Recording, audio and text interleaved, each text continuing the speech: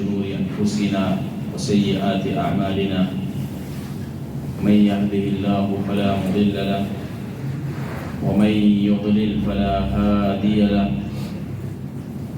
وأشهد أن لا إله إلا الله وحده لا شريك له وأشهد أن محمدًا عبده ورسوله صلى الله عليه وعلى آله وصحبه وذريته أجمعين أما بعد فإن خير الحديث كتاب الله وخير الهدي هدي محمد صلى الله عليه وسلم وشر الأمور محدثاتها وكل محدثة بدعة وكل بدعة ضلالة وكل ضلالة في النار.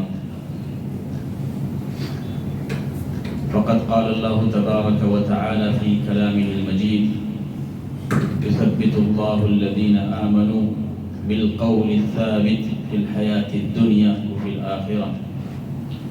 وقال النبي صلى الله عليه وسلم استعيذوا بالله من عذاب القبر. قابل احترام معزز علماء دین، بزرگانان، میرے عزیز نوجوان دوستوں، ماؤں اور بہنوں، اللہ رب العالمین کے فضل اور کرم سے اس مسجد میں ایک بار پھر آپ کے سامنے لب کشائی کا موقع ملا۔ اس اعتبار سے یہ خوش قسمت بات ہے کہ الحمدللہ پچھلے کئی سالوں سے درس کا یہ سلسلہ جاری ہے اور آپ جیسے بزرگان دور دور سے پابندی کے ساتھ اس میں شریک ہوتے ہیں۔ البتہ اس اعتبار سے تھوڑا سا خدشہ مجھے اس بات کا ہے کہ سابقہ پروگراموں کے مقابلے میں تعداد مجھے تھوڑی سی کم نظر آ رہی ہے، جبکہ ہونا یہ چاہیے کہ اگر ہم حق کی دعوت دیتے ہیں اور مجادلہ حسن کی طرف جاتے ہیں تو ہماری دعوت سے لوگوں نے متاثر ہونا چاہیے، زیادہ سے زیادہ لوگوں کو مسجد کی رغبت دینی چاہیے اور زمینی سطح پر افراد کو تیار کرنا چاہیے کہ وہ مسجد تک آئیں، پہنچیں اور مسجد میں بیٹھ کر درس کو سنیں۔ اس لیے کہ مسجد میں درس کا سننا اور کیمرے کے سامنے درس کا سننا ثواب، فائدے اور اجر کے حساب سے انتہائی زیادہ مختلف ہے۔ مسجد کا ثواب زیادہ ہے اور مسجد میں جمع ہونے والی قوم پر اللہ رب العالمین کی طرف سے فرشتے مقرر ہوتے ہیں جو ان کے لیے دعا کرتے ہیں، ان کی برکت کے لیے، ان کے رزق کے لیے، ان کی مغفرت کے لیے، ان کی شفاعت کے لیے۔ یہ اللہ رب العالمین کا وعدہ ہے۔ اور کیمرے کے سامنے درس کا سننا، اگر اس نے اس درس کی بنیاد پر ہدایت پائی تو یہ اس کے لیے اجر اور ثواب کے حساب سے بہتر ہے، لیکن وہ شخص مسجد کے ثواب سے محروم ہے۔ اسی لیے علماء کرام نے لکھا ہے قرآن کریم کے تعلق سے کہ قرآن کریم یہ اللہ رب العالمین کا کلام ہے، کلام اللہ ہے۔ اللہ کے کلام ہونے کا کیا مطلب ہے؟ سارے علماء اہل سنت والجماعت کا اس بات پر اتفاق ہے کہ قرآن یہ حرف اور صوت کا نام ہے، آواز، ساؤنڈ اور ٹیکسٹ، دو چیزوں کے ملاپ سے قرآن بنتا ہے، اللہ کا کلام بنتا ہے۔ تو اللہ رب العالمین نے بذات خود تکلم فرمایا، جبرائیل علیہ السلام نے اسے سنا اور بعینہ انبیاء تک اور غیر انبیاء تک، جن تک جبرائیل علیہ السلام کو پہنچانے کا حکم دیا گیا تھا، ان تک پہنچایا اور آج تک پہنچاتے چلے آ رہے ہیں۔ یہ اللہ کا کلام ہے۔ کلام حرف اور صوت کا نام ہے، اللہ رب العالمین کے حرف اور صوت کا نام ہے۔ اور یہی اختلاف ہے قدیم اہل حدیث اور اشاعرہ ماتوریدیہ کے درمیان کہ اہل سنت والجماعت قرآن کو امام احمد بن حنبل رحمۃ اللہ علیہ قرآن کو حرف اور صوت کہتے ہیں، اور اشاعرہ قرآن کو کلام نفسی کہتے ہیں، یعنی اللہ نے جبرائیل کے دل میں ڈالا، جبرائیل نے محمد عربی صلی اللہ تعالی علیہ وسلم کے دل میں اس کلام کو پہنچا دیا۔ لیکن اہل سنت نے ان کی مخالفت کی اور کہا نہیں، اسی ایک مسئلے پر امام احمد بن حنبل نے بہت سخت قسم کی محنتیں اور بہت سخت قسم کی مشقتیں برداشت کی، اور کہا کہ اگر قرآن کو مخلوق مانا جائے تو انسان کفر میں داخل ہو جائے گا۔ بڑے بڑے بادشاہ تھے، ہارون رشید کوئی معمولی انسان نہیں تھے، ساری دنیا پر بادشاہت کرنے والا پہلا مسلم حکمران، لیکن ان کے بیٹوں میں اختلاف ہوا، امین اور مامون، واثق باللہ، معتز باللہ، یہ پورا زمانہ احمد بن حنبل نے اپنی آنکھوں سے دیکھا۔ سارے کے سارے علماء ایک طرف ہیں، اور آپ اپنی جماعت کو لے کر، اپنے عقیدے کو لے کر، اپنے آثار کو لے کر ایک طرف ہیں، لیکن استقامت کے ساتھ جمے رہے۔ تو بتانا یہ مقصود ہے کہ قرآن کریم حرف اور صوت کا نام ہے۔ علماء نے ذکر کیا ہے کہ قرآن کے پڑھنے میں اور اسے دیکھ کر یاد کرنے میں وہ ثواب ہے جو قرآن کے سننے میں نہیں ہے۔ سننے اور بذات خود پڑھنے میں ثواب اور اجر کے حساب سے فرق ہے۔ ایسے ہی بیانات سننے میں، مسجد میں آنے اور اپنے موبائل پر دیکھنے میں فرق ہے، ثواب اور اجر کے حساب سے بھی، اور اللہ رب العالمین کے پاس قبولیت کے حساب سے بھی۔ اس لیے کوشش کریں کہ ان سادات کو زیادہ سے زیادہ پڑھائیں، اور زیادہ سے زیادہ لوگوں کو پیار اور محبت کے ساتھ مہینے میں ایک بار وقت دینے کی ترغیب دیں کہ لوگ جمع ہوں، بیان کو سنیں، اپنی اصلاح کریں، علماء کرام سے رابطہ کریں، اپنے مسائل کو حل کرنے کی کوشش کریں۔ اللہ تعالیٰ مجھے اور آپ کو اس کی توفیق نصیب فرمائے۔ آج جو عنوان لے کر میں آپ کے سامنے حاضر ہوا ہوں وہ ہے قبر کے چند اہم مسائل، قبر کی حقیقت اور قبر سے متعلق نبی پاک صلی اللہ تعالی علیہ وسلم کی کیا رہنمائیاں ہیں، اور 5 ایسے اسباب جن کی بنیاد پر عذاب قبر ہوتا ہے، 5 ایسے لوگ جنہیں عذاب قبر سے مستثنی قرار دیا گیا ہے، اور 5 ایسے عمل جن کے کرنے سے انسان اپنے آپ کو عذاب قبر سے محفوظ رکھ سکتا ہے۔ انشاءاللہ اس مختصر وقت میں ان چند مسائل پر گفتگو کی کوشش کی جائے گی۔ میرے عزیز بھائی اور دوستو، ہم سب جانتے ہیں کہ عذاب قبر حق ہے۔ عذاب قبر کا اور فتنہ قبر کا، نعیم قبر کا انکار ممکن نہیں ہے۔ آج ہمارے درمیان ایک قوم پیدا ہو گئی ہے جو بڑے بڑے کالجز میں پڑھتے ہیں، یونیورسٹیز میں پڑھتے ہیں، اور بعض مسجد والے بھی آج ان کا ساتھ دے رہے ہیں، اور کہتے ہیں کہ جب انسان کی وفات ہو جاتی ہے تو اس کے بعد یا تو جنت ہے یا تو جہنم ہے، یا تو دنیا کی زندگی ہے یا تو آخرت کی زندگی ہے۔ لہٰذا عذاب قبر کی اور قبر میں سوالات کی کوئی حقیقت نہیں، یہ درست نہیں ہے، چاہے عقلی حساب سے وہ اسے کتنا بھی ثابت کرے، نہ عقلاً یہ درست ہے اور نہ ہی شرعاً یہ درست ہے۔ عذاب قبر ہمارے اعتقاد کے حساب سے حق ہے، اور ہر مومن شخص کو قیامت کی منزل سے پہلے قبر کی منزل میں آزمایا جائے گا، اس سے سوالات کیے جائے گا۔ اللہ تعالی ہم سب کو اس پر ثابت قدم رکھے۔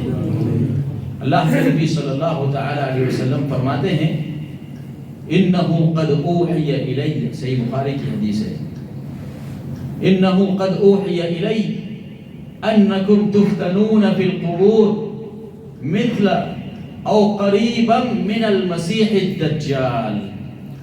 اللہ کے نبی صلی اللہ علیہ وسلم فرماتے ہیں کہ میری طرف اس بات کی وحی کی گئی، یعنی اللہ رب العالمین نے مجھے یہ پیغام دیا کہ تمہاری امت قبر میں آزمائی جائے گی، اور قبر کی یہ آزمائش اتنی سخت آزمائش ہوتی ہے جتنی قیامت سے قریب مسیح دجال کے فتنے کی آزمائش ہے۔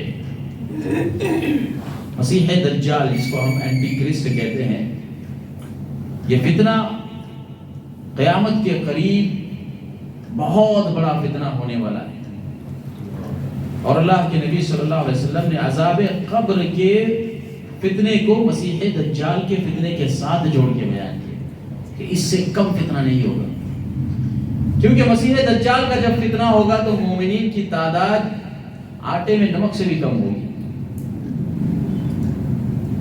لیکن جب مسیح دجال موجود نہیں ہے تو اس کی عدم موجودگی میں قبر کے فتنے کے ذریعے امت کو آزمایا جائے گا۔ فرمایا انه قد اوحی الی انکم تفتنون فی القبور مثل او قریبا من المسیح الدجال، کہ میری طرف اس بات کی وحی کی گئی کہ تمہیں میری امت کو قبر میں آزمایا جائے گا، اور یہ فتنہ مسیح دجال کے فتنے سے کم نہیں ہوگا۔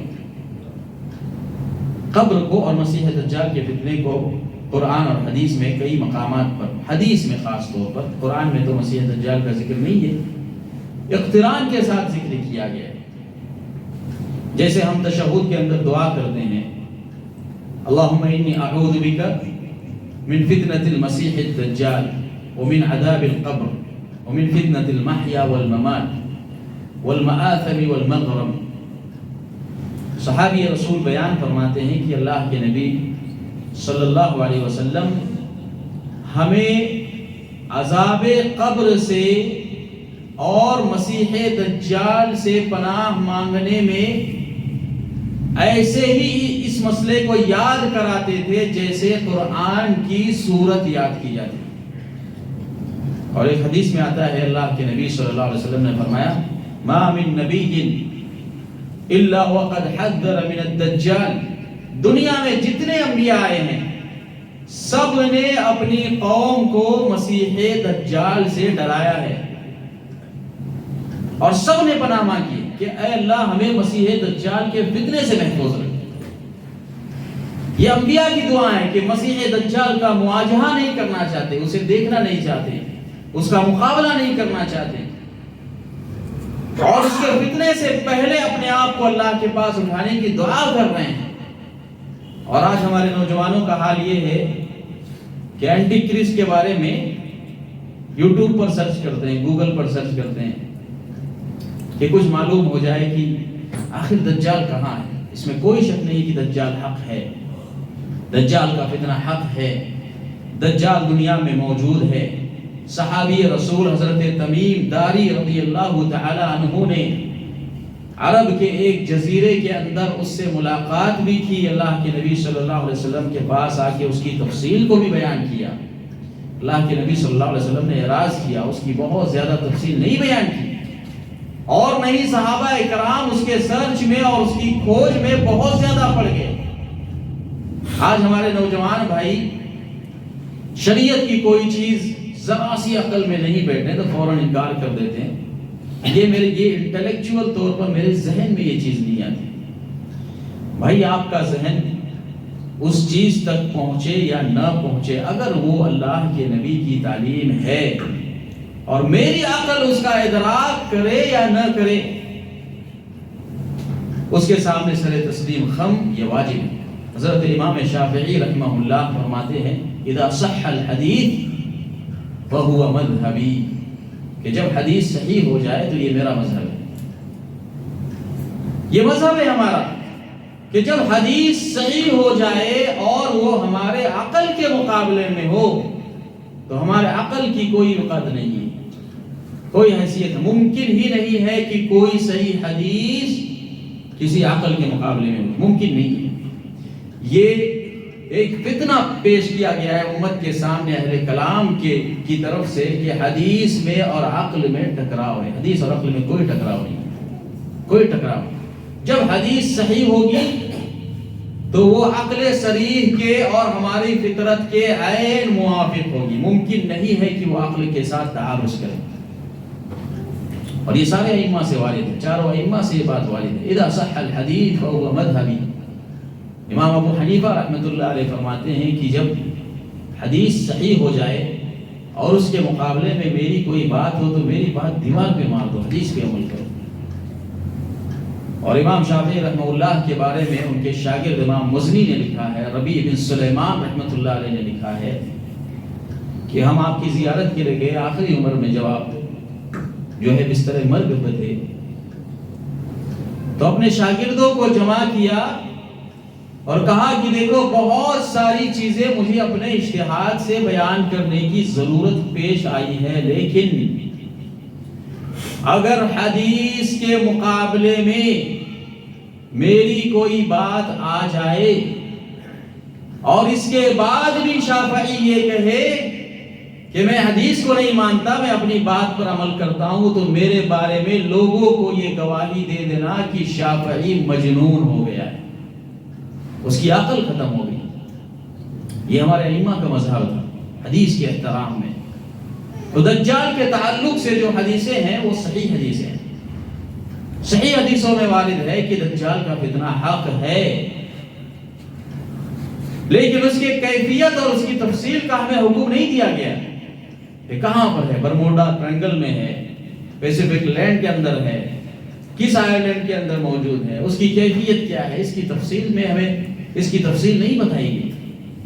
چند چیزوں کی طرف اللہ کے نبی صلی اللہ علیہ وسلم نے اشارہ کیا اور فرمایا کہ ہر نبی نے دجال سے پناہ مانگی ہے، لہٰذا دجال سے پناہ مانگو، دجال سے پناہ مانگو. یہاں تک اللہ کے نبی صلی اللہ علیہ وسلم نے دجال کے فتنے سے پناہ مانگنے کی اہمیت بیان کی کہ نماز میں اور تشہد اخیر میں 4 چیزوں سے پناہ مانگنے کو لازم قرار دیا. امام مجاہد رحمۃ اللہ علیہ نے اور قتادہ نے لکھا ہے کہ تشہد اخیر کے اندر 4 چیزوں سے پناہ مانگنی چاہیے، ورنہ نماز مکروہ ہوتی ہے، نماز مکروہ ہوتی ہے. یہ ان کی اپنی رائے ہے، لیکن علماء اہل سنت والجماعت کی جمہور کی رائے یہ ہے کہ اگر آپ نے درود شریف پڑھ لیا ہے اور اس کے بعد چند یسیر دعائیں آپ نے کر لی تو آپ کی نماز درست ہے. لیکن مسئلے کی نزاکت اور اہمیت کے تحت بعض علماء سلف نے یہ کہا ہے کہ اگر دجال سے پناہ نہ مانگی جائے، عذاب قبر سے پناہ نہ مانگی جائے تو نماز مکروہ ہے. یہ اہمیت ہے. اللہ کے نبی صلی اللہ علیہ وسلم 4 چیزوں سے پناہ مانگتے تھے نماز میں. تو میرے عزیز بھائیوں اور دوستو، یہ جو قبر کا فتنہ ہے، قبر کا عذاب ہے، قبر میں سوالات اور جوابات کی منزل ہے، یہ حق ہے. ہر انسان کو اس مرحلے سے گزرنا ہے، بلکہ ہر مسلمان شخص کو اس مرحلے سے گزرنا ہے، سوائے ان اشخاص کے جو اس سے مستثنا ہیں، جنہیں شریعت نے الگ کیا ہے. قبر کی کیا حقیقت ہے؟ آئیے ایک حدیث میں سنتے ہیں. حضرت براء ابن عازب رضی اللہ تعالی عنہ کی حدیث ہے، اور اسے امام بیہقی رحمہ اللہ نے، ابو داؤد طیالسی نے، امام ابن القیم رحمہ اللہ نے کتاب الروح کے اندر، شیخ الاسلام ابن تیمیہ رحمۃ اللہ علیہ نے، اور محدثین کی ایک بہت بڑی تعداد قدیم اور حدیث کے اندر اس روایت کو نقل فرمایا ہے. حضرت براء ابن عازب رضی اللہ تعالی عنہ بیان کرتے ہیں کہ ہم ایک انصاری صحابی کے جنازے میں قبرستان کی طرف نکلے. ہمارے ساتھ اللہ کے رسول صلی اللہ تعالی علیہ وسلم تھے. قبرستان میں ہم داخل ہوئے تو ہم نے دیکھا کہ جو ہے قبر ابھی کھودی جا رہی ہے، قبر مکمل کھودی نہیں گئی تھی. جنازہ ریڈی ہے، جنازہ تیار ہے گھر کے اندر، اور لوگ جوق در جوق قبرستان پہنچ رہے ہیں. اللہ کے نبی صلی اللہ تعالی علیہ وسلم بذات خود قبرستان میں حاضر ہے جہاں پر قبر کھودی جا رہی ہے. حضرت براء ابن عازب نے اس کیفیت کو بیان کیا. کیا معلوم ہوا اس سے ہمیں یہ معلوم ہوا کہ جب میت کی وفات ہو تو اس کے تدفین اور تجہیز اور تکفین میں جلدی کرنا چاہیے. انتظار نہیں کرنا چاہیے کہ اب قبر کھودی جائے گی، اب اعلان ہوگا، اب باہر سے رشتہ دار آئیں گے، اب فارن سے آئیں گے۔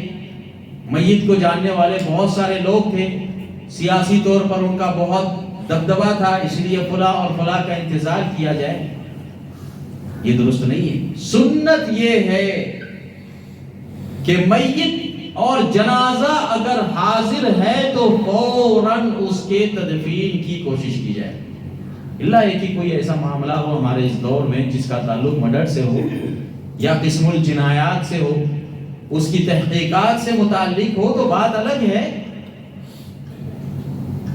لیکن ایک عام شخص جس کی وفات ہوتی ہے، سنت یہ ہے کہ فوراً تدفین عمل میں لائی جائے۔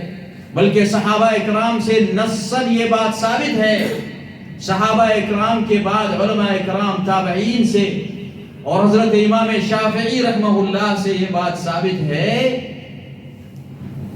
کہ وہ حضرات جو بزرگ ہیں یا جنہیں اپنی موت کا خدشہ ہے، وہ اپنی وصیت میں جلد تدفین کی وصیت کریں۔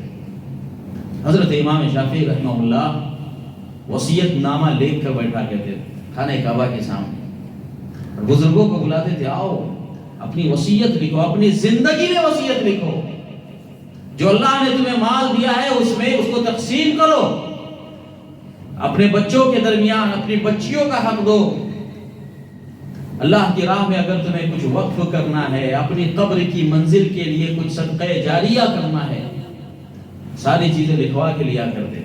آج یہ چیزیں ہمارے درمیان سے مفقود ہے۔ کتنے بزرگ ہیں ہمارے درمیان جو اس طرح کی وصیت کرتے ہیں، جو وصیت لکھواتے ہیں، اپنی اولاد کو جمع کرتے ہیں اور ان سے کہتے ہیں کہ میرے بعد شرک نہ کرو، ام کنتم شہداء اذ حضر یعقوب الموت۔ اللہ رب العالمین نے حضرت یعقوب علیہ السلام کا واقعہ بیان کیا سورہ بقرہ کے اندر، کہا کہ کیا تم اس وقت حاضر تھے جب یعقوب نے اپنی ساری اولاد کو، اپنے سارے ٹرائبز کو، 12 قبیلوں کو اور 12 قبیلوں کی ساری سینکڑوں اولادوں کو اپنے پاس جمع کیا اور کہا کہ ما تعبدون من بعدی، مجھے یہ بتاؤ کہ میں تو دنیا سے جا رہا ہوں، میرے جانے کے بعد کس کی عبادت کرو گے؟ قالوا نعبد الہک و الہ آبائک ابراہیم و اسماعیل و اسحاق الہا واحدا۔ تو سارے لوگوں نے بیک وقت کہا کہ اے یعقوب علیہ السلام آپ کیسی بات کر رہے ہیں؟ سارے موحد تھے، کوئی مشرک نہیں تھا ان میں، بنو اسرائیل کے ان قبائل میں جو یعقوب علیہ السلام کی وفات کے وقت حاضر تھے، کوئی مشرک نہیں تھا، سارے اہل توحید تھے، لیکن جمع کر کے وصیت کس چیز کی؟ توحید کی وصیت، کہ معاملات کیسے بھی ہو شرک نہیں کرنا۔ اولاد کو وصیت کی، ول تیار کی کہ میرے بعد کس کی عبادت کرو گے؟ سارے لوگوں نے بیک وقت کہا کہ اے ابا جان آپ کیسی بات کر رہے ہیں، ہم تو آپ کے دادا، آپ کے پردادا اور ان کے بعد جو آئے انبیاء ابراہیم، اسماعیل، اسحاق، ہم سب تو ان کے دین پر ہے۔ وصیت نامہ لکھوایا۔ میرے عزیز بزرگوں اور دوستوں، ایک کوشش کیجیے وصیت نامہ تیار کرنے کی، جس میں سب سے پہلی وصیت شرک سے بچنے کی وصیت ہو کہ دنیا میں کیسے بھی حالات آ جائے، اپنی بیٹی کو، اپنے بیٹے کو، اپنے گھر والوں کو، اپنی پھوپھی کو، اپنی خالہ کو، سب کو جمع کیجیے، حالات کیسے بھی آئیں اللہ کے ساتھ شرک نہیں کریں۔ نماز کی وصیت کیجیے، زکوٰۃ کو ادا کرنے کی وصیت کیجیے، اور سب سے بڑی وصیت وفات کے بعد صدقہ جاریہ کی اور تجہیز اور تکفین میں حلال روزی کے استعمال کی، اور تجہیز کے وقت انتہائی زیادہ تیزی کرنے کی وصیت کرے۔ یہ نبی کی سنت ہے، اس پر صحابہ نے عمل کیا ہے۔ تو اللہ کے نبی صلی اللہ علیہ وسلم قبرستان میں گئے، قبرستان میں قبر تیار ہو رہی تھی، صحابہ اکرام بذات خود قبر کھودنے میں شریک تھے۔ اس سے کیا معلوم ہوا؟ اس سے اور ایک مسئلہ ہمیں سمجھ میں آتا ہے کہ قبر کے کھودنے میں شریک ہونا چاہیے، کوشش کرنا چاہیے کہ وہاں پر حاضر رہیں۔ یہ سماج اور معاشرے کی انتہائی زیادہ بڑی ضرورت ہے، اور یہ ہمیں اپنی آخرت اور موت کو یاد دلاتی ہیں. ہم دنیا میں کتنے بھی منہمک ہوں، اگر ہم قبرستان جائیں اور پھر قبر کے کھودنے میں شریک ہو تو یہ ہمیں آخرت کی یاد دلاتی ہے. اللہ کے نبی صلی اللہ تعالیٰ علیہ وسلم کی ایک حدیث سن لیجئے. علامہ البانی رحمۃ اللہ علیہ نے اس حدیث کو حسن کہا ہے، اور ابن حجر رحمہ اللہ نے اس کی سند کو جید اور قوی کہا ہے. مجمع الزوائد کے اندر بھی یہ حدیث موجود ہے. اللہ کے نبی صلی اللہ علیہ وسلم نے فرمایا من غسل میتا فکتم علیہ، کہ جو کسی میت کو غسل دے اور غسل کے وقت اس میت کے اندر اس نے چند خامیاں دیکھی یا کچھ ایسی نازیبا چیز اسے نظر آئی جو میت میں قدح پیدا کرتی ہے، اس پر خاموش رہا، لوگوں کے ساتھ اس کا تذکرہ نہیں کیا. اور یہ چیز بہت حد تک ممکن ہے دنیا میں. ایک انسان جو نیک ہے اور ایک انسان جو بد ہے، اس کے آثار اس کی وفات کے بعد ظاہر ہو جاتے ہیں، ظاہر ہوتے ہیں. اس سے انکار نہیں کیا جا سکتا. اس کی قبر سے ظاہر ہوتے ہیں، اس کی اپنی شخصیت میں ظاہر ہوتے ہیں. لیکن اگر کسی انسان پر ایسے آثار ظاہر ہو جائیں تو اس کا چھپانا واجب ہے. اللہ کے نبی صلی اللہ علیہ وسلم فرماتے ہیں جو کسی میت کو غسل دے اور اس میں جو چیز اسے نظر آئی اسے چھپائے لوگوں سے، غفر اللہ له 40 مرہ، تو اللہ رب العالمین 40 مرتبہ اس شخص کی مغفرت فرماتے ہیں. کتنی بڑی فضیلت ہے میت کو غسل دینے کی. کہا 40 مرتبہ اس کی مغفرت فرماتے ہیں. بعض لوگوں کے درمیان یہ حدیث اس حساب سے مشہور ہے کہ اس کے 40 کبیرہ گناہ معاف کر دیے جاتے ہیں. یہ حدیث صحیح ہے، یہ حدیث درست نہیں ہے. لیکن جو صحیح سند کے ساتھ وارد ہے اور جسے علماء کرام نے ذکر کیا ہے وہ یہ کہ میت کو غسل دینے والے شخص کی جو میت کے عیوب کو چھپاتا ہے 40 مرتبہ اس کی مغفرت کی جاتی ہے. پھر اللہ کے نبی صلی اللہ علیہ وسلم نے فرمایا من کفن میتا، جو کسی میت کے کفن کا انتظام کرے تو میت کو کفن پہنانے کی فضیلت یہ ہے کہ اللہ تعالیٰ اس کے لیے جنت میں جنت کے ایک لباس کا بندوبست فرما دیتے ہیں. کتنی بڑی فضیلت ہے.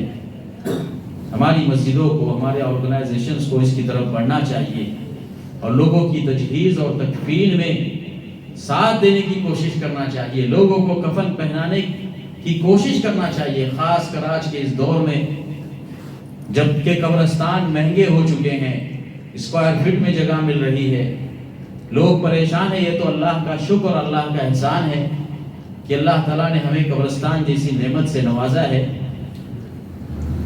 تو قبرستان سے متعلق جو کاغذات ہیں، اس کے جو 7 بارے ہیں، اس کی یہ جو پراپرٹیز ہے، ان کو زیادہ سے زیادہ وائڈ کرنا چاہیے، ان کو زیادہ سے زیادہ پروٹیکشن میں دینا چاہیے اور ان کے حفاظت کی زیادہ سے زیادہ کوشش کرنا چاہیے.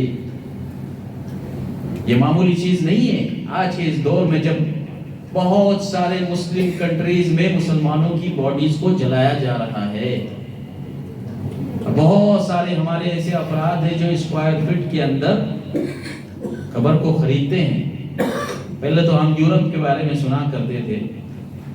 خود ہماری کوکنی کمیونٹی یورپ میں بہت بڑی کمیونٹی ہے. ان کی طرف سے میرے پاس سوال آیا، احناف اور شوافے کے بیچ میں اختلاف ہو گیا قبر کی ریسائکلنگ سسٹم کے سلسلے میں، اور مجھ سے انہوں نے جواب طلب کیا. میں نے 18 منٹ کی کلپ بنا کے انہیں اس کا جواب دیا اور الحمدللہ وہ مسئلہ حل ہو گیا. آج قبیلے کے قبیلے اپنی اپنی قبیلوں کے خاطر ایک ایک بلاک خرید لیتے ہیں اور اس میں اپنے حساب سے میت کی تدفین کرتے ہیں، اس اپنے حساب سے ڈیکوریٹ کرتے ہیں، اپنے حساب سے اس کی جو ہے اس کی باؤنڈریز مارتے ہیں. یہ سارے طریقے درست نہیں. اللہ کا شکر ادا کیجئے کہ اللہ نے ہمیں ایسی جگہ پر رکھا ہے جہاں پر سنت کے حساب سے تدفین ہوتی ہے. یہ اللہ کی بڑی نعمت ہے. تو اللہ کے نبی صلی اللہ تعالی علیہ وسلم نے فرمایا کہ جو کسی میت کو غسل دے اللہ تعالیٰ 40 مرتبہ اس کی مغفرت فرماتے ہیں. جو اسے کفن پہنائے تو اللہ تعالیٰ جنت کے لباس میں سے اسے ایک لباس پہنا دیتے ہیں. اور پھر آپ نے فرمایا کہ جو کسی میت کے لیے قبر کھودنے میں شریک ہو، قبر کھودنے کا بندوبست کر دے، تو نبی پاک صلی اللہ علیہ وسلم فرماتے ہیں کہ اللہ تعالیٰ اسے اتنے اجر سے نوازتے ہیں جتنا اجر ایک گھر بنانے کی خاطر درکار ہوتا ہے. یعنی ایک انسان جب گھر کا فاؤنڈیشن رکھتا ہے، اس کی ڈیزائن بنانا پڑتی ہے، انجینئر کو اپوائنٹ کرنا پڑتا ہے، دیواریں اور کالم ڈالنا پڑتے ہیں، اور ایک لمبے پروسیس سے گزرنے کے بعد ہمارا گھر تیار ہوتا ہے. اللہ کے نبی صلی اللہ علیہ وسلم فرماتے ہیں قبر کو کھودنے والے کی یہ فضیلت ہے. تو ہمیں ان فضیلتوں کو حاصل کرنے کی کوشش کرنا چاہیے. بھلے ہی ہم قبر کھودنے والے افراد نہیں ہیں، لیکن اپنی آخرت کو یاد کرنے کے لیے، قبر کا ثواب حاصل کرنے کے لیے ہمیں قبرستان جانا چاہیے. کم سے کم 1 بار 2 بار اپنے بچوں کو لے جانا چاہیے کہ دیکھیں اس طریقے سے قبر ہوتی ہے، یہ لحد ہے، یہ شق ہے، اس میں میت کو دفن کیا جاتا ہے. تو میرے عزیزوں، ان فوائد کو اور ان فضیلتوں کو حاصل کرنے کی کوشش کریں. تو برا ابن عازب کی حدیث میں آپ سے بیان کر رہا تھا کہ اللہ کے نبی صلی اللہ علیہ وسلم قبرستان گئے. قبرستان میں قبر کھودی جا رہی تھی، لوگ انتظار کر رہے تھے کہ میت آئے گی، جنازہ پڑھا جائے گا، اس کے بعد تدفین ہوگی. جب تک اللہ کے نبی صلی اللہ علیہ وسلم نے دیکھا کہ قبر کھودی جا رہی ہے تو آپ ایک زاویے میں، ایک ناحیے میں، ایک گوشے میں ہو گئے اور آپ صحابہ اکرام کو آپ نے بیٹھنے کے لیے کہا. چنانچہ اللہ کے نبی صلی اللہ علیہ وسلم بیٹھ گئے. آپ کے اطراف میں صحابہ اکرام بیٹھے. صحابی رسول برا ابن عازب رضی اللہ تعالیٰ عنہ فرماتے ہیں کہ ہماری یہ کیفیت تھی نبی کی ہیبت اور آپ کے جلال اور آپ کی عظمت کے سامنے کأن علی رؤوسنا الطیر، گویا کہ ہمارے سروں پر چڑیا بیٹھی، ایسی گردنیں جھکا کر نبی کے سامنے احترام کے ساتھ بیٹھے. کہتے ہیں کہ اللہ کے نبی صلی اللہ علیہ وسلم کافی دیر تک خاموش رہے اور آپ اپنے ہاتھ میں جو عصا تھی، جو لکڑی تھی، اس سے زمین میں کرید رہے تھے اور کچھ سوچ رہے تھے. کافی دیر تک آپ نے ایسے زمین کو ایسے کریدا اور اس کے بعد آپ نے سر کو بلند کیا اور کہا کہ لوگوں استعیذوا باللہ من عذاب القبر، کہ اللہ رب العالمین سے پناہ مانگو قبر کے عذاب سے، قبر کے فتنے سے. پھر اللہ کے نبی صلی اللہ علیہ وسلم نے اس کی تفصیل بیان کی کہ جب کسی شخص کا انتقال ہوتا ہے اور اسے دفن کرنے کے لیے قبرستان میں حاضر کیا جاتا ہے تو اللہ رب العالمین کے فرشتے اترتے ہیں. قبر میں تدفین کے بعد جب اس کے گھر والے اپنے گھر کی طرف واپس لوٹتے ہیں وَإِنَّهُ لَيَسْمَعُ خَرْقَ نِعَالِهِمْ، تو وہ ان کے چلنے کے، ان کے جوتے کے واپس جانے کی آواز کو سنتا ہے. آواز کو سنتا ہے، یعنی میت سنتی ہے. اللہ کے نبی صلی اللہ علیہ وسلم نے ایک حدیث میں فرمایا کہ انسان اور جنات کے علاوہ دنیا میں جتنی مخلوق ہے وہ قبر میں دیے جانے والے عذاب کو بھی سنتی ہے، سوائے انسان کے اور سوائے جنات کے. یہ مخلوق سنتی ہے اور یہ کوئی بعید بات نہیں ہے، یہ سارا آسمان سنتا ہے. اللہ رب العالمین کے کلام کو سارا آسمان سنتا ہے. صحیح بخاری کی حدیث میں آتا ہے، صحیح مسلم کی حدیث میں کہ حتی اذا فزع عن قلوبهم قالوا ماذا قال ربكم قالوا الحق وهو العلی الکبیر. اس کی تفسیر میں سیدنا ابو ہریرہ رضی اللہ تعالی عنہ بیان کرتے ہیں کہ اذا قضى اللہ امرا، جب اللہ رب العالمین آسمان میں کوئی فیصلہ کرتے ہیں ضربت الملائکۃ باجنحتها، تو فرشتے اپنے پروں کو اللہ کے خوف سے مارتے ہیں. خضعان لقول، اللہ کے فرمان کو سننے کی خاطر فرشتے اپنے پروں کو مانتے ہیں. اور فرشتوں کا ایک پر آسمان اور زمین کی ایک مقدار کے برابر ہے۔ جبرائیل علیہ السلام کو اللہ کے نبی صلی اللہ علیہ وسلم نے کتنی مرتبہ اصلی حالت میں دیکھا؟ 2 مرتبہ۔ بعض علماء 3 مرتبہ ذکر کرتے ہیں، لیکن 2 مرتبہ حتمی طور پر آپ نے ان کی ہیبت اور ان کے جلال کے ساتھ دیکھا۔ پورا آسمان زمین تک ان کے پر سے بھرا ہوا ہے۔ تو فرمایا کہ جب اللہ تعالیٰ آسمان میں کوئی فیصلہ کرتے ہیں تو فرشتے اپنے پروں کو مارتے ہیں کہ اللہ کے اس حکم کو زمین تک پہنچانا ہے، اور سارا آسمان اللہ کے اس کلام کو سنتا ہے سوائے شیاطین کے۔ شیاطین نہیں سنتے، جنات اللہ کے کلام کو نہیں سنتے۔ جنات جبرائیل کے کلام کو سنتے ہیں، فرشتوں کے کلام کو سنتے ہیں۔ حضرت سفیان بن عیینہ نے رحمت اللہ علیہ نے جب اس حدیث کو بیان کیا تو اپنے ہاتھ سے اشارہ کیا کہ جب آسمان میں فرشتے کلام کو سنتے ہیں اور زمین کی طرف اس پیغام کو لے جاتے ہیں تو درمیان میں جنات اور شیاطین کی ایک بہت بڑی ٹولی ہوتی ہے، جیسے فرشتوں کی ٹولی۔ فرشتے اس ترتیب کے ساتھ ہے، فحرف، حدیث میں آتا ہے کہ فحرف یدی، سفیان بن عیینہ نے اپنے اس ہاتھ کو ایسے ٹیڑھا کیا اور وبدد بین اصابعہ، اپنے انگلیوں کو ایسے چوڑا کیا اور کہا کہ جیسے فرشتے ان سے انہوں نے سنا، ان سے انہوں نے سنا، یہاں تک کہ زمین میں پہنچا دیا، ایسے ہی شیاطین سنتے ہیں، اور ان شیاطین سے یہ شیاطین، پھر ان شیاطین سے یہ شیاطین، یہاں تک کہ زمین میں کاہن اور ساحر کے پاس اللہ رب العالمین کی غیبیات میں سے وہ غیب والی چیز پہنچتی ہے، اور وہ کاہن اور ساحر اس میں 100 جھوٹ کو ملاتا ہے اور پبلک کے سامنے پیش کرتا ہے۔ تو آسمان بھی اللہ کے کلام کو سنتا ہے، سوائے ان کے جنہیں اللہ رب العالمین نے سننے سے مستثنا کیا ہے، اور یہی چیز قبر کے تعلق سے وارد ہے۔ تو اللہ کے نبی صلی اللہ علیہ وسلم نے فرمایا کہ جب لوگ کسی میت کو دفن کر کے واپس جاتے ہیں تو میت جانے والوں کے جوتوں کی آواز کو سنتا ہے، اور اتنی ہی تیزی کے ساتھ ابھی وہ آواز اس کے کان سے بوجھل بھی نہیں ہوئی تھی کہ فرشتے اس کے پاس پہنچتے ہیں۔ فرشتے اس کے پاس پہنچتے ہیں، اسے بٹھاتے ہیں اور پھر اس سے سوال کرتے ہیں، اور قبر کے مراحل کے یہ سوالات سے ہر انسان کو گزرنا ہے۔ اللہ رب العالمین ہم سب کو اس پر ثابت قدم رکھے اور ہم سب کو ان سوالات کے جوابات کی توفیق عطا فرمائے۔ پہلا سوال میت سے یہ کیا جاتا ہے، من ربک، دنیا میں کس کی عبادت کیا کرتے تھے؟ تمہارا رب کون ہے؟ نبی پاک صلی اللہ علیہ وسلم فرماتے ہیں کہ اگر وہ مومن شخص ہے تو جواب دیتا ہے کہ میرا رب اللہ ہے۔ تو فرشتے اس سے دوسرا سوال کرتے ہیں کہ اس شخص کے بارے میں تمہاری کیا رائے ہے جو تمہارے درمیان بھیجا گیا تھا؟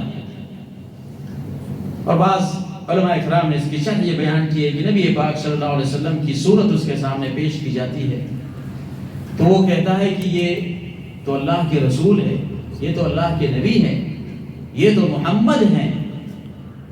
تو اس سے تیسرا سوال کیا جاتا ہے، ما دینک، کس دین کو لے کر قبر میں آئے ہو، کس مذہب کو مانتے تھے دنیا میں؟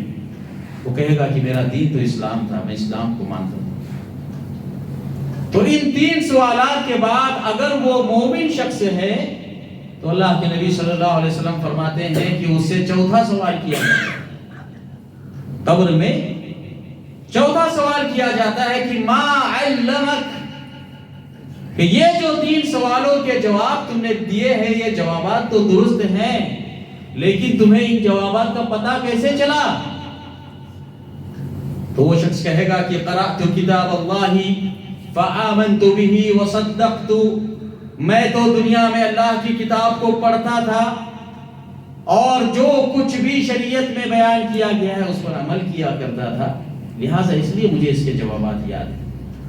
چنانچہ نبی پاک صلی اللہ علیہ وسلم فرماتے ہیں فَيُنَادِ مُنَادٍ مِّنَ السَّمَاءِ، آسمان سے ایک ندا لگانے والا آواز لگاتا ہے کہ اس بندے نے اپنے سوال کے صحیح جواب دیے ہیں، لہذا جنت کے لباس کو اس کے لیے حاضر کر دیا جائے، چنانچہ اس کے کفن کی جگہ اسے جنت کا لباس پہنایا جاتا ہے، جنت کا لباس پہنایا جاتا ہے۔ پھر حکم دیا جاتا ہے کہ جنت کی کھڑکیوں میں سے ایک کھڑکی اس کے لیے کھول دی جائے، چنانچہ جنت کی ایک کھڑکی اس کے قبر میں کھول دی جاتی ہے اور وہ اس کی ٹھنڈک کو محسوس کرتا ہے، گویا کہ دنیا میں اس نے ایسی ٹھنڈک اپنی زندگی میں کبھی محسوس ہی نہیں کی۔ پھر اللہ کے نبی صلی اللہ علیہ وسلم فرماتے ہیں کہ اس کے لیے حکم دیا جاتا ہے کہ اس کی قبر کو تا حد نگاہ، جہاں تک اس کی نگاہ پہنچتی ہے، کشادہ کر دیا جائے، چنانچہ اس کی قبر کشادہ کر دی جاتی ہے۔ پھر اللہ کے نبی صلی اللہ علیہ وسلم فرماتے ہیں وَأَمَّا الْكَافِرُ، جہاں تک کافر شخص کا تعلق ہے تو اسے بھی قبر میں سوال کیا جاتا ہے، اور بعض حدیثوں میں آتا ہے وَأَمَّا الْمُنَافِقُ، منافق شخص سے بھی قبر میں سوال کیا جاتا ہے اور اس سے پوچھا جاتا ہے کہ تمہارا رب کون ہے؟ تو وہ کہتا ہے ہاں لا ادری، مجھے نہیں پتا میرا رب کون ہے، حالانکہ وہ جانتا ہے اس کا رب کون ہے۔ عربی زبان میں لفظ ہاں لا ادری، لفظ ہاں اس وقت استعمال ہوتا ہے جب انسان کو کسی چیز کے بارے میں پہلے سے خبر ہو لیکن جان بوجھ کر وہ اسے چھپاتا ہو، تو اس کے لیے لفظ ہاں کا استعمال ہوتا ہے لغت کے اندر۔ کتنی عظیم تعبیر ہے حدیث میں کہ وہ بندہ جانتا ہے کہ اس کا کیا جواب دینا ہے، لیکن چونکہ وہ اس دنیا میں اللہ کی نافرمانی کیا کرتا تھا، اللہ کی شریعت کے ساتھ سودا کیا کرتا تھا، اللہ رب العالمین کی مخالفت کیا کرتا تھا، قبر کے منزل میں جواب جاننے کے باوجود بھی جواب دینے پر قادر نہیں۔ اس سے سوال کیا جائے گا کہ تمہارا رب ہے کون ہے؟ کہے گا نہیں جانتا۔ سوال کیا جائے گا کہ اس شخص کے بارے میں کیا خیال ہے جو تمہارے درمیان ہدایت دے کر بھیجا گیا؟ کہا نہیں جانتا۔ سوال کیا جائے گا کہ کس کی عبادت کیا کرتے تھے؟ اللہ کی کو پوچھتے تھے یا کسی اور کو؟ کہے گا مجھے کچھ بھی علم نہیں ہے، مجھے کچھ سمجھ میں نہیں آ رہا ہے کہ کیا جواب دیا جائے۔ چنانچہ نبی پاک صلی اللہ علیہ وسلم فرماتے ہیں کہ اس شخص کے بارے میں حکم صادر کیا جائے گا، فناداہ مناد، آسمان سے پکار لگانے والا پکار لگائے گا کہ جنت کے لباس، جہنم کے لباس میں سے تار کول والا لباس حاضر کیا جائے، زنجیروں کے ساتھ اسے باندھا جائے اور جہنم کا لباس اسے پہنایا جائے۔ چنانچہ جہنم کا لباس اسے پہنایا جائے گا اور پھر جہنم کی ایک کھڑکی اس کے لیے کھول دی جائے گی، وہ اس کی گرمی کو محسوس کرے گا اور شدت گرمی کی وجہ سے اس کی روح چلی جائے گی، پھر اس کی روح کو لوٹایا جائے گا۔ نبی پاک صلی اللہ علیہ وسلم فرماتے ہیں کہ اس کافر اور منافق شخص پر ایک فرشتہ مقرر کیا جائے گا، جو فرشتہ کان سے بہرا ہے اور آنکھ سے اندھا ہے، آنکھ سے اسے نظر نہیں آ رہا ہے اور کان سے سن نہیں سکتا۔ وہ فرشتہ اس پر مقرر کیا جائے گا ایک ہتھوڑا دے کر۔ اللہ کے نبی فرماتے ہیں کہ اللہ کی قسم اگر یہ ہتھوڑا پہاڑ کی چوٹی پر مارا جائے تو پہاڑ ریزہ ریزہ ہو جائے۔ یہ قبر کا عذاب ہے میرے عزیز بھائیوں اور دوستو۔ اللہ تعالیٰ مجھے اور آپ کو اس قبر کی عذاب سے محفوظ رکھے۔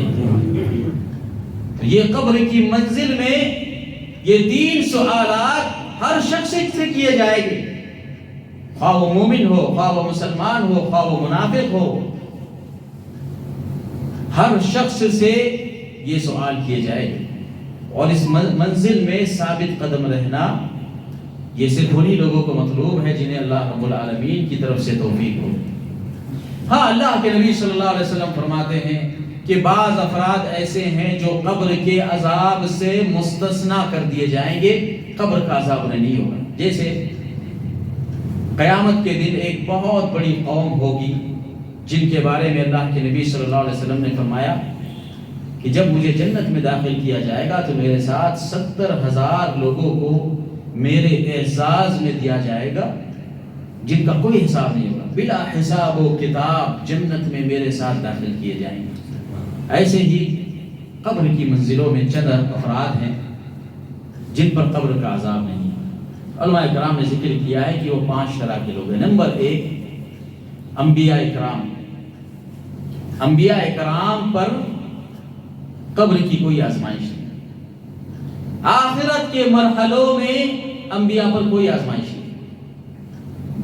دنیا میں ان کی استقامت اور توحید پر، صبر کی بنیاد پر، اور اللہ رب العالمین کے کلام اور اس کے پیام کو پہنچانے کے جزا میں ان سے عذاب کو ساقط کر دیا گیا۔ کوئی عذاب نہیں، نہ قبر کے اندر اور نہ ہی آخرت کے اندر۔ انبیاء کرام کا کوئی حساب اور کتاب نہیں ہوگا۔ سارے انبیاء کرام قبر کے فتنے سے محفوظ ہو گئے۔ اس لیے بھی محفوظ ہو گئے کیونکہ قبر میں ہر نبی سے، ہر نبی کے متعلق اس کی قوم سے سوال کیا جائے گا۔ تو نبی سے کیا سوال کیا جائے گا؟ نبی سے کوئی سوال نہیں ہوگا، بلکہ انبیاء کرام اپنی قبر کے اندر زندہ ہیں اور رزق دیے جاتے ہیں۔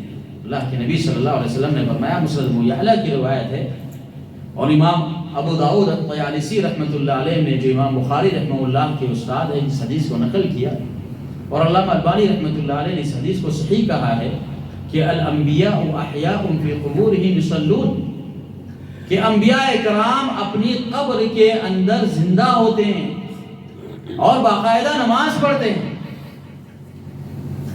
اور صحیح مسلم کی حدیث میں آتا ہے، اللہ کے نبی صلی اللہ تعالی علیہ وسلم کو جب اسراء اور معراج کرائی گئی تو آپ نے حضرت موسیٰ علیہ السلام کو کثیب احمر کے پاس فلسطین کے اندر ان کی قبر میں دیکھا کہ وہ نماز پڑھ رہے ہیں۔ تو انبیاء کا معاملہ الگ ہے، انبیاء کرام کا معاملہ الگ ہے۔ انبیاء کرام اپنی قبر میں زندہ ہے۔ کیسے زندہ ہے اس کیفیت کو ہم نہیں جانتے۔ آخرت کی کسی بھی کیفیت کو ہم نہیں جانتے، یہ عالم برزخ سے متعلق ہے۔ اور آخرت کی کسی کیفیت کو دنیا پر قیاس کرنا یا اللہ رب العالمین کی صفات کو اللہ کو چھوڑ کر کسی اور پر قیاس کرنا، یہ گمراہی کی اصل ہے۔ آج ہمارے درمیان بہت سارے فرقے ایسے آئے ہیں جو اسی مسئلے کو لے کر آپس میں جھگڑ رہے ہیں کہ کیا اللہ کے نبی صلی اللہ علیہ وسلم حیات ہیں کہ نہیں حیات ہیں۔ بے شک حیات ہے، اس کا کوئی منکر نہیں، اجماع ہے اس کے اوپر۔ علامہ سخاوی رحمہ اللہ نے اور امام مناوی رحمہ اللہ نے اس پر اجماع نقل کیا ہے کہ اللہ کے نبی صلی اللہ علیہ وسلم اپنی قبر کے اندر با حیات ہیں، لیکن آپ کے حیات کی کیفیت دنیا کی کیفیت سے مختلف ہے، کیونکہ دنیا میں عذاب ہے، دنیا میں تکلیف ہے، دنیا میں سردرد ہے، دنیا میں پریشانیاں ہیں۔ کیا ہم اللہ کے نبی صلی اللہ علیہ وسلم کے لیے ان چیزوں کو قبر میں بھی برداشت کر رہے ہیں؟ نعوذ باللہ من ذالک۔ بلکہ آخرت کی زندگی سب سے کامل زندگی ہے۔ یہ قرآن نے ذکر کیا اس مسئلے کو کہ آخرت کی زندگی ہمیشہ رہنے والی زندگی ہے۔ تو آپ کی زندگی آخرت کے زندگی سے قریب ترین زندگی ہے۔ اور انبیاء کرام اپنی قبر میں زندہ ہیں، نماز ادا کرتے ہیں، لیکن ان کی کیفیت اللہ کے علاوہ کوئی نہیں جانتا۔ جیسے ہم اللہ کی صفات کے بارے میں کہتے ہیں کہ اللہ تعالیٰ خالق ہے، اللہ تعالیٰ مالک ہے، اللہ سمیع ہے، اللہ بصیر ہے، اللہ تعالیٰ سنتے ہیں، اللہ دیکھتے ہیں، تو کیا اللہ تعالیٰ انسانوں کے سننے کی مانند صرف سنتے ہیں؟ نعوذ باللہ من ذالک۔ ہماری سوچ محدود ہے، ہمارا سننا محدود ہے، ہماری بصر محدود ہے۔ اللہ رب العالمین کی بصر محدود نہیں ہے۔ اللہ کے دیکھنے میں، ہمارے دیکھنے میں زمین اور آسمان کا فرق ہے۔ وہ خالق ہے، ہم مخلوق ہیں، کوئی قیاس نہیں ہے۔ اور یہ قیاس اور اللہ کی صفات کو مخلوق کی صفات پر قیاس کرنا، یہ گمراہی کی اصل ہے۔ اسی لیے اشاعرہ گمراہ ہوئے، اسی لیے جہمیہ گمراہ ہوئے، اسی لیے معتزلہ گمراہ ہوئے کہ انہوں نے خالق کو مخلوق کے اوپر قیاس کیا۔ اسی لیے آخرت کی زندگی کو دنیا کی زندگی پر قیاس نہیں کیا جا سکتا۔ حضرت ابن عباس رضی اللہ تعالی عنہما فرماتے ہیں جنت کی نعمتوں کے تعلق سے کہ اللہ رب العالمین نے جو نعمتیں ہمیں جنت میں ملنے والی ہے ان کا دنیا میں بھی تذکرہ فرمایا ہے، تو یہ تذکرات صرف نام کی حد تک محدود ہیں. جنت میں بھی رمان ہے، دنیا میں بھی رمان ہے. جنت میں بھی نعمتیں ہیں، ان نعمتوں کو ہم دنیا میں بھی استعمال کرتے ہیں، لیکن یہ صرف نام کی حد تک ہے. نام کی حد تک ہے. دنیا کی نعمتیں جنت کی نعمتوں کے مقابلے میں انتہائی زیادہ قلیل اور ادنا درجے کی ہیں. ویسے ہی انبیاء اکرام اور آخرت کے تعلق سے ہمارا ایمان ہونا چاہیے.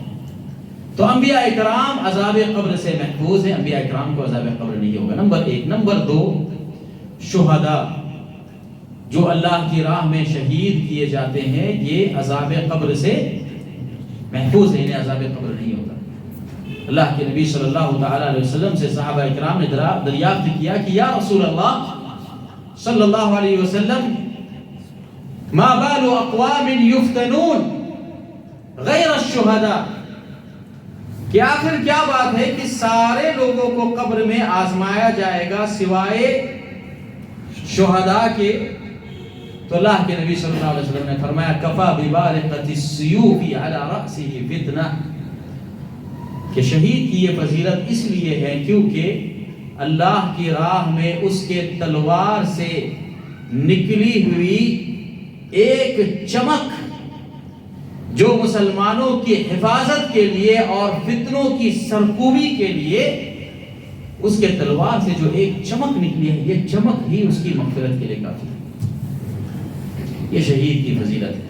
آج اس مسئلے کو انتہائی زیادہ برے انداز میں امت کے سامنے پیش کیا گیا، اور یہ ہماری فلم انڈسٹری کے ذریعے، میڈیا کے ذریعے اور حکومتی زور کے ذریعے یہ نفرت ہمارے دلوں میں ڈال دی گئی ہے کہ مسلمان ایسے اور ایسے ہیں، اور مسلم قوم کے درمیان ایسے اور ایسے اعتقادات ہیں کہ یہ 72 حوروں کی بات کرتے ہیں اور یہ فلاں چیزوں کی بات کرتے ہیں. یہ ڈر ہے، یہ ڈرپوکوں کا مذہب ہے، جنہیں پتہ ہے کہ ہماری بیٹیاں اسلام سے متاثر ہو رہی ہیں، ہمارے بچے اسلام سے متاثر ہو رہے ہیں. آج یہ انٹلیکچوئل دور ہے، کالج جانے کا دور ہے. اگر یہ شیطانی رویے اور شیطان کی تعلیم موجود نہ ہو، اللہ کی قسم صرف اور صرف سیکولر تعلیم دی جائے اور مذہب کو ڈیلیٹ کیا جائے ہمارے کریکولم سے، ہمارے نصابوں سے، ہماری اسکولوں سے، ہمارے کالجز سے، ہماری یونیورسٹی سے، اللہ کی قسم لوگ اسلام قبول کریں. یہ فطرت میں ہے. فطرت میں ہے کہ جب انسان علم کو حاصل کرتا ہے، جب انسان اسپیس تک پہنچتا ہے، جب انسان تحقیق کی گہرائی میں پہنچتا ہے تو حقائق سامنے آتے ہیں. حقائق سامنے آتے ہیں. انہیں پتہ ہے اچھی طریقے سے کہ اگر اسلام کو بری طریقے سے اور اس کی شبیہ کو بگاڑ کر پیش نہ کیا جائے تو اس کی اچھائیاں سامنے آئے گی.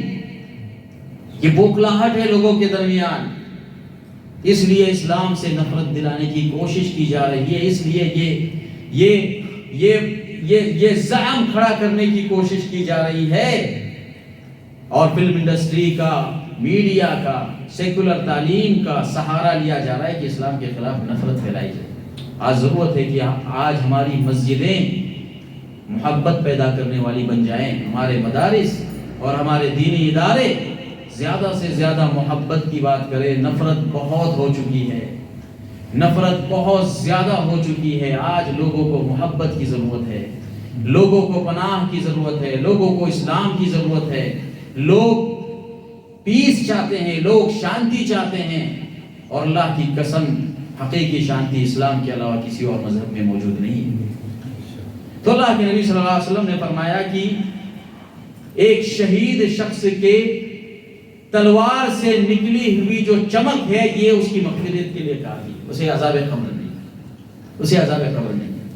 نمبر 3، وہ شخص من مات مرابطا فی سبیل اللہ، جو اللہ کی راہ میں پہرا دیتے ہوئے مر جائے، شہید ہو جائے. مسلمانوں کو ضرورت تھی بیوی اور بچوں کی، ماں اور بہنوں کی حفاظت کی، ان کے پروٹیکشن کی ضرورت تھی. ڈھال بن کر سامنے کھڑا ہو گیا اور اس کی وفات ہو گئی. اللہ کے نبی صلی اللہ علیہ وسلم فرماتے ہیں ایسے شخص کو عذاب قبر سے محفوظ رکھا جاتا ہے. بلکہ ایک حدیث میں اللہ کے نبی صلی اللہ علیہ وسلم نے فرمایا، سنن ابو داؤد کی حدیث ہے اور ترمذی میں بھی اس کے الفاظ ہیں، فرمایا کہ وہ شخص جو ایک دن اور ایک رات مسلمانوں کی حفاظت کے لیے پہرا دے تو ایک مہینے قیام اور صیام سے زیادہ افضل ہے۔ یہ پیغام ہے اسلام کا، مسلم سماج کو پروٹیکشن دینا، مسلمانوں کا دفاع کرنا، مسلمانوں پر آنے والے مصائب کے تعلق سے خاموشی کی بجائے ان کا جواب دینا، تکلیفوں کو اپنے سینوں پر سہنا اور اسلام سے دفاع کرنا، یہ معمولی چیز نہیں ہے۔ فرمایا ایک دن اور ایک رات ایسے شخص کی ایک مہینہ قیام اور صیام سے زیادہ بہتر ہے۔ وَأُمِنَ الْفِتَانِ، اور ایسے شخص کو قبر کے عذاب سے محفوظ کر دیا جاتا ہے، اس پر قبر کا عذاب نہیں ہوتا۔ نمبر 3۔ نمبر 4، وہ شخص جس کی وفات جمعہ کی رات میں یا جمعہ کے دن میں ہو، اگر وہ مسلمان شخص ہے تو ایسے شخص کے لیے یہ خاص فضیلت وارد ہے کہ جو جمعہ کی رات میں یا جمعہ کے دن میں وفات پا جائے، عذاب قبر سے ایسے شخص کو محفوظ کر دیا جائے، اسے عذاب نہیں ہوگا۔ اور نمبر 5، ہماری قوم اور قبیلے اور ہمارے خاندان کے وہ چھوٹے چھوٹے بچے یا وہ لوگ جو مجنون ہے، جو جنہیں ایب نارمل ہم کہتے ہیں، جو اس کیفیت میں ہے کہ وہ نماز نہیں ادا کر سکتے، جنہیں اپنے آپ کی کوئی سوجھ اور بوجھ نہیں ہوتی، تو ایسے لوگوں کو عذاب قبر سے محفوظ کر دیا گیا ہے۔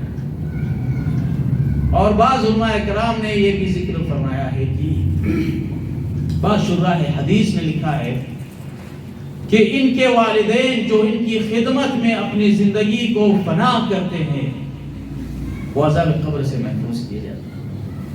بشارت ایسے لوگوں کے لیے جن کے پاس ایسے بچے ہو، یہ نعمت ہے اللہ تعالیٰ کی ان کے گھروں میں، جو شکایت نہیں کرتے، جو صبر کرتے ہیں ان چیزوں پر اور اللہ کی امانت کو اللہ تک پہنچانے میں مکمل طور پر صبر اور استقامت کے ساتھ ڈٹے رہتے ہیں۔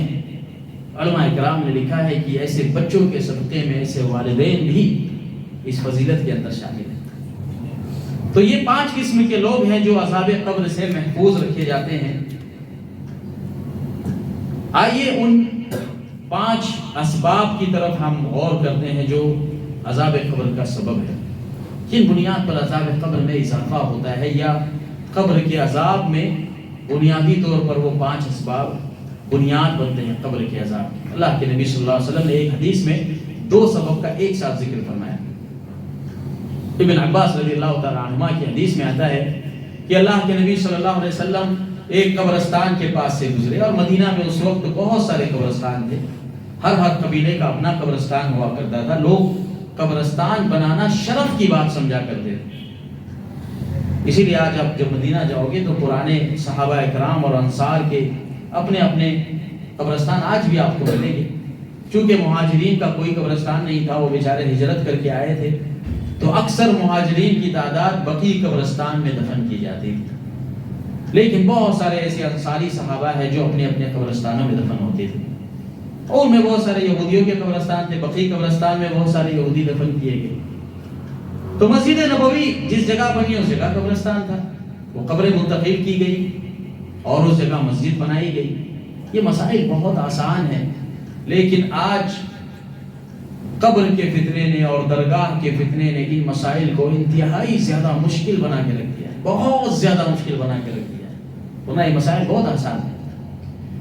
تو اللہ کے نبی صلی اللہ تعالیٰ علیہ وسلم ایک قبر کے پاس سے گزر رہے تھے، صحابہ اکرام کی ایک تعداد آپ کے ساتھ تھی، تو آپ نے فرمایا 2 قبروں کی طرف اشارہ کیا اور کہا کہ انہما یعذبان، وہ فلان اور وہ فلان، ان دونوں کو عذاب دیا جا رہا ہے۔ وما یعذبان فی کبیر، اور کسی بڑی چیز کی وجہ سے عذاب نہیں ہو رہا ہے۔ اس کا مطلب یہ ہے کہ وہ مسلمانوں کی قبریں تھیں، کسی بڑی چیز کی وجہ سے عذاب نہیں ہو رہا ہے، بلکہ معمولی چیز تھی۔ اما احدہما فَكَانَ لَا يَسْتَتِرُ مِنَ الْبَوْلِ، ان میں سے ایک شخص جسے قبر میں اس وقت عذاب ہو رہا ہے، اس کی وجہ یہ تھی کہ وہ پیشاب کرتے وقت احتیاط سے کام نہیں لیا کرتا۔ آج ہمارے زمانے میں جو ہے کمبائن اور اسکوائر فٹ کے حساب سے 1 BHK 2 BHK فلیٹ کا بنانے کا رواج ہے۔ اصل تو یہ ہونا چاہے کہ ٹوائلٹ جو ہے مستقل ہو اور ہمارے نہانے کی جگہ اس سے بالکل الگ، اصل یہ ہونا چاہیے۔ لیکن ہم آج اس فتنے میں مبتلا ہو چکے ہیں اور تقریباً گھروں کے اندر یہ حالت ہے، تو ایسی صورت میں کوشش کرنا چاہیے کہ اس جگہ کو زیادہ سے زیادہ صاف رکھنے کی کوشش کریں۔ بلکہ علماء کرام نے ایسی جگہوں پر کپڑے لٹکانے سے بھی منع کیا ہے۔ بعض علماء کرام کپڑے لٹکانے سے بھی منع کرتے ہیں، البتہ بعض یہ اعتقاد رکھتے ہیں کہ وہاں کپڑے لٹکانے سے جنات آتے ہیں۔ یہ درست نہیں، یہ بہت مشہور ہے ہمارے درمیان، اور ایسے سوالات بہت سارے ہمارے پاس بھی واٹس ایپ پر آتے ہیں۔ لیکن ایسی جگہوں کو صاف رکھنے کی کوشش کریں، اس لیے کہ عام قبر کا عذاب، اللہ کے نبی صلی اللہ علیہ وسلم نے فرمایا تنزہوا من البول، پیشاب کے قطروں سے بچنے کی کوشش کرے۔ فَإِنَّ، اس لیے کہ فَإِنَّ عَامَّةَ عَذَابِ الْقَبْرِ مِنَ الْبَوْلِ، اس لیے کہ قبر کا عمومی عذاب پیشاب میں احتیاط نہ کرنے کی وجہ سے ہوتا ہے۔ اس لیے جب ہم مسجدیں بھی بنائیں تو اچھے حماموں کا انتظام کریں، حماموں کو اچھا وقت دینے کی کوشش کریں، انہیں صاف اور ستھرا رکھیں۔ عذاب قبر کی ایک بنیادی وجہ پیشاب میں احتیاط نہ کرنا ہے۔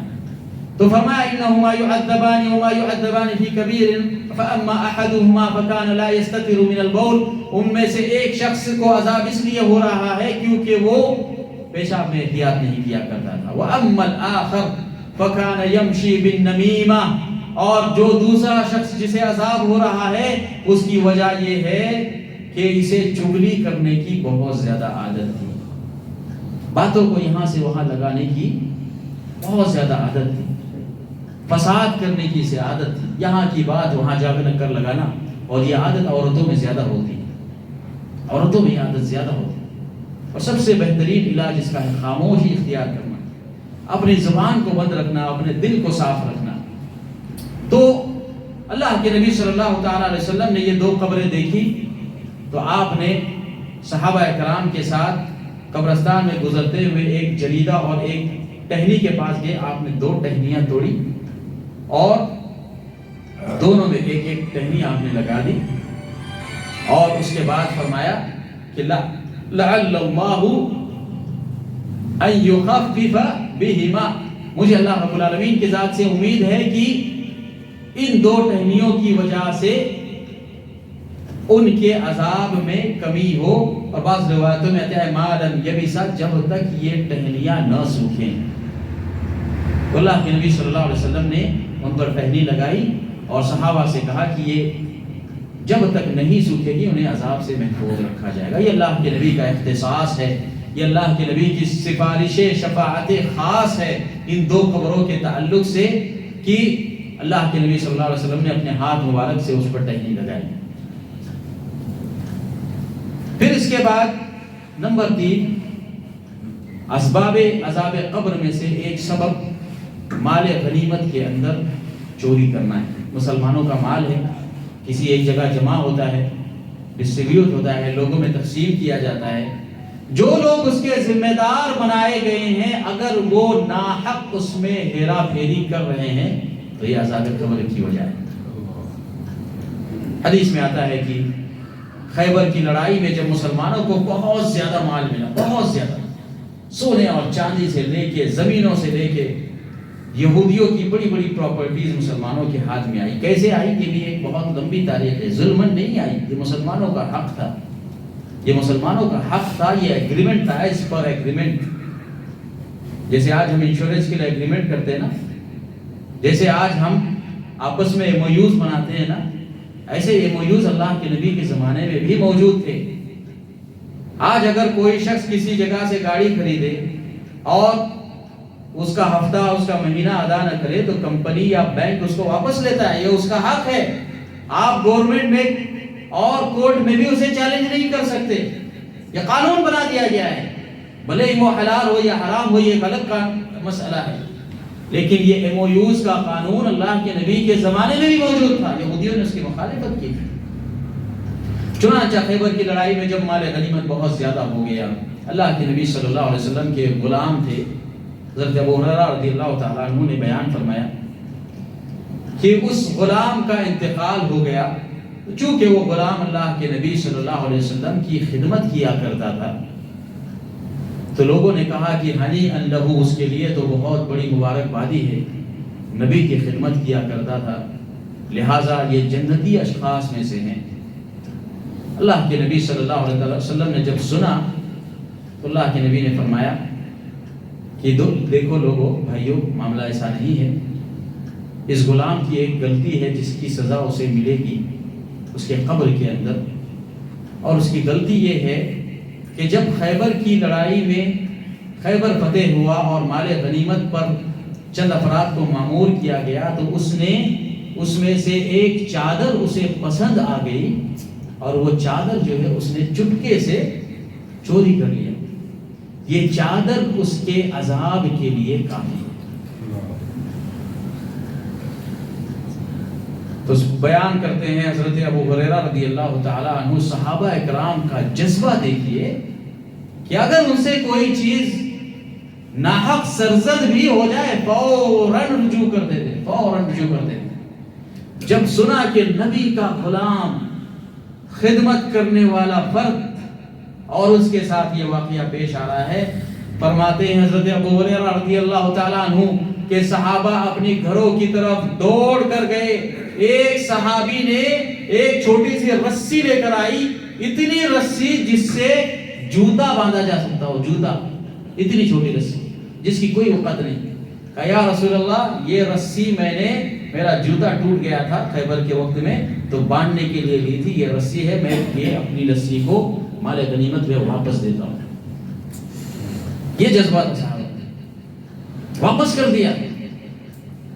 تو عذاب قبر کے بنیادی اسباب میں سے ایک سبب یہ ہے کہ اگر اللہ تعالیٰ نے مسلمانوں کے مال کا آپ کو ذمہ دار بنایا ہے تو اس میں آپ کا اتنا ہی حق ہے جتنے پر ایگریمنٹ ہوا ہے، جتنے پر بات ہوئی ہے، اور جتنا آپ کو لینا جائز ہے اس سے زیادہ آپ کو لینا جائز نہیں ہے۔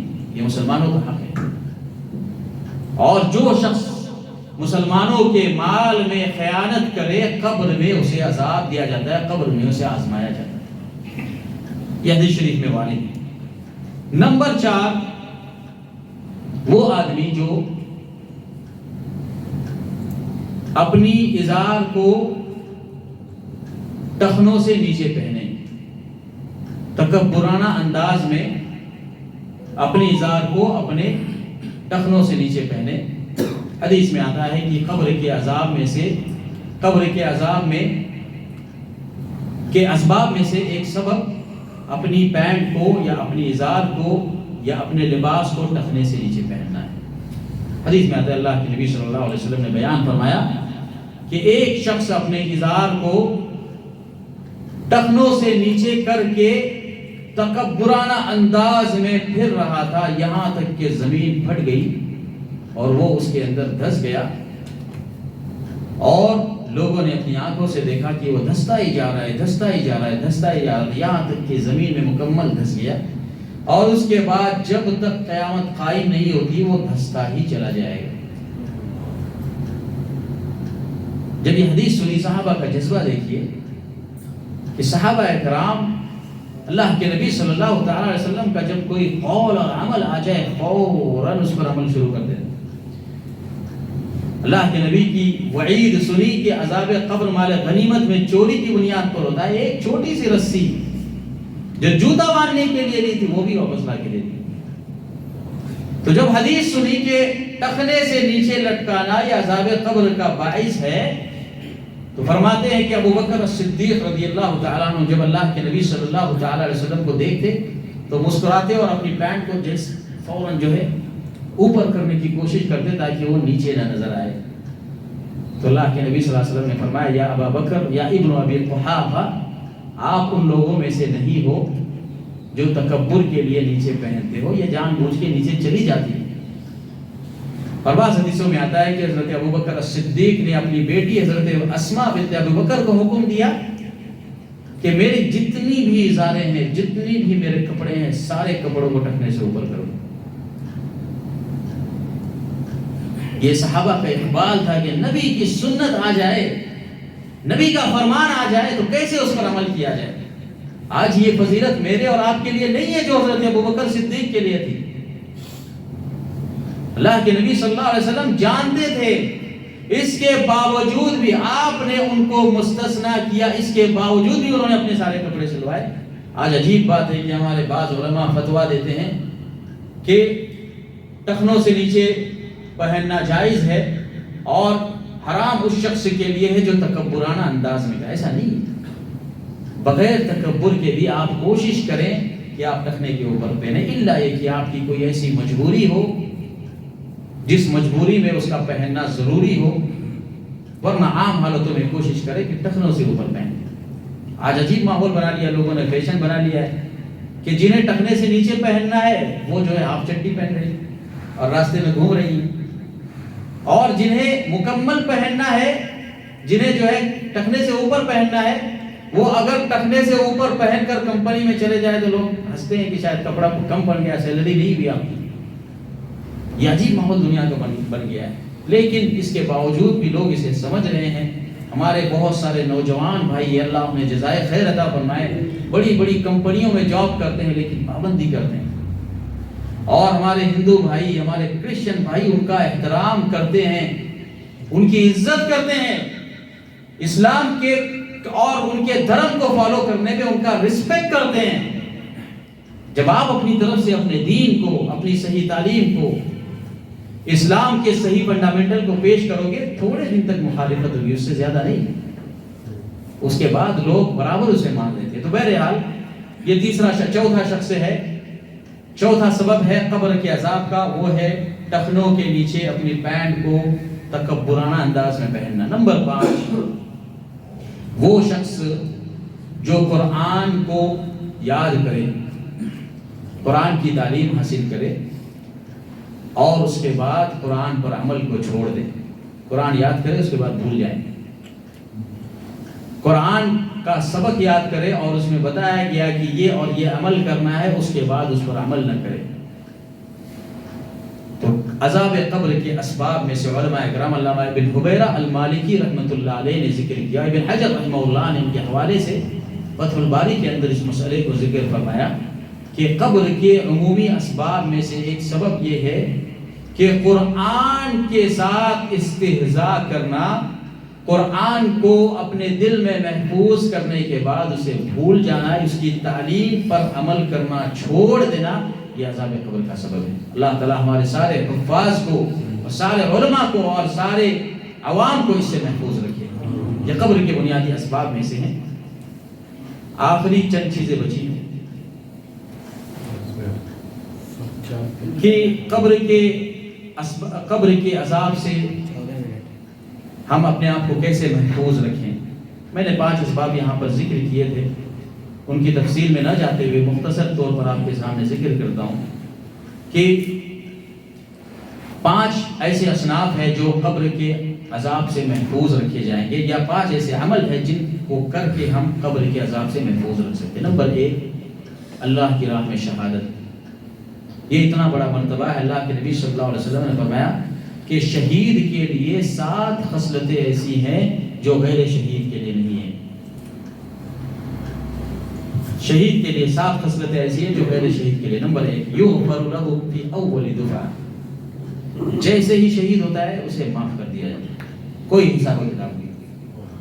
نمبر 2، جیسے ہی شہید ہوتا ہے اس کی جگہ جنت میں بتا دی جاتی ہے کہ جنت میں آپ کا مرتبہ فلاں جگہ پر، آپ کا لوکیشن فلاں جگہ پر، اسے بتا دیا جاتا ہے۔ نمبر 3، وَيُجَارُ مِنْ عَذَابِ الْقَبْرِ، اسے یہ خوشخبری دی جاتی ہے کہ تمہیں عذاب قبر سے معاف کر دیا گیا۔ نمبر 4، وَيَأْمَنُ مِنَ الْفَزْعِ الْأَكْبَرِ، قیامت کے دن حشر کے میدان میں جب سارے لوگ پسینے میں شرابور ہوں گے، شہید کو اس فزع اکبر کے موقف سے مستثنا کر دیا جائے۔ اس کے لیے خاص پروٹیکشن ہو۔ نمبر 5 وَيُوضَعُ عَلَى رَأْسِهِ تَاجُ الْكَرَامَةِ، اس کے سر پر کرامت کا تاج رکھا جائے گا۔ اور نمبر 6 جنت کی 72 حوریں اس کے لیے مختص کر دی جائے گی۔ اور نمبر 7 شہید کو یہ حکم دیا جائے گا کہ اپنے گھر کے 70 افراد کو اپنے ساتھ لے کر جنت میں داخل ہو۔ یہ فضیلتیں ہیں میرے بھائیو، ہم بھول چکے ہیں ان معاملات کو۔ تو یہ شہید کی فضیلت ہے کہ اسے عذاب قبر سے محفوظ کر دیا جاتا ہے۔ نمبر 2 وہ شخص جو پیٹ کی بیماری میں شہید ہو۔